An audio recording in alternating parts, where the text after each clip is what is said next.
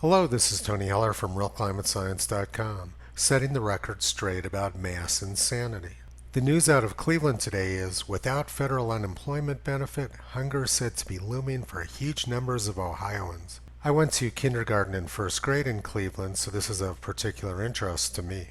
Amid the government lockdowns, Ohio unemployment nearly tripled to 631,000 in June from where it was a year earlier. Now, 40% of the people visiting Ohio food banks are new to the system.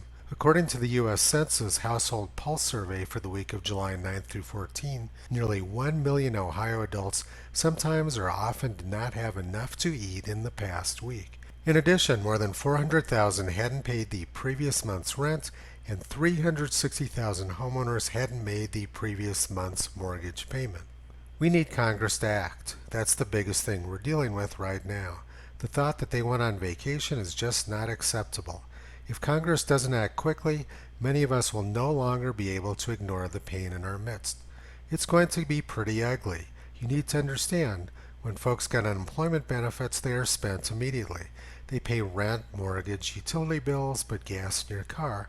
I envision that we're going to see homeless families standing on street corners with plastic bags begging for money.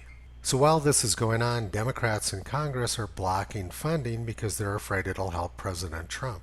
And John Kasich is off speaking at the Democratic convention in order to protect his deep state interests. When there's 1 million people in Ohio not getting enough to eat, things are going to get pretty ugly. It's not difficult to imagine problems like home invasion, armed robbery at supermarkets, and many other very ugly things. People are going to do whatever it takes to feed their families. I've been warning about this since day one of the lockdowns. Now let's compare the damage of the lockdowns to the damage of the virus. Ohio has had less than 4,000 COVID-19 deaths, and more than 75% of those were people over 70 years old. For working-age people in Ohio, COVID-19 has been less deadly than the flu. And more than 55% of the COVID-19 deaths in Ohio have been at nursing homes. The state of Ohio has made the choice to make 1 million people hungry and potentially put hundreds of thousands of families out on the streets. And all this for a virus which is less deadly than the flu for the working-age population. So what is Ohio doing about this very serious problem looming on their doorstep? Ohio has chosen to do the KGB thing. They're setting up hotlines for residents to report their neighbors who are not wearing masks. I married a Soviet refugee, and she told me this is exactly how the KGB operated.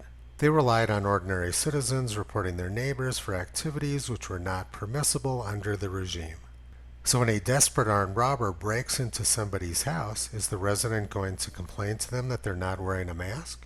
What we're doing right now in the United States is completely insane. We're destroying our civilization over mindless fear and propaganda coming out of China and being pushed by the mainstream media.